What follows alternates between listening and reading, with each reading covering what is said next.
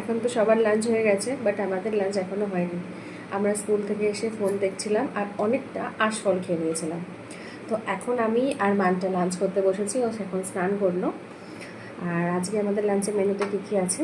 আজকে আছে ভাতটা না আমি অত ভালো করে মানে সুন্দর করে সাজাতে পারিনি, তাই জন্য একটু এলোমেলো হয়ে গেছে, বাট পরিমাণটা কমই আছে, এক থালা নয়।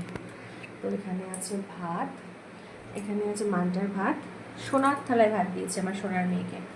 আর এখানে মানটার জন্য চিংড়ি ভাজা, এটা হলো ঢ্যাঁড়স দিয়ে, ঢ্যাঁড়স আছে, আর এর মধ্যে হচ্ছে এই যে ছোটো ছোটো মাছ আছে, মানে চুনো মাছ না ভালো মাছ, মানে ছোটো মাছ। এর মধ্যে ডিমও ছিল, তো ডিম দিয়ে আর মানে মাছের ডিম, মাছ আর ঢ্যাঁড়স দিয়ে একটা তরকারি হয়েছে। আর এখানে হয়েছে ডাঁটা দিয়ে ডাল। আজকে আমাদের লাঞ্চ মেনু এই অবধি, তাই তো মামার ডাঁটা খাইতে ভালোবাসে, আমরা সবাই ভালোবাসি ডাঁটা চেবাতে।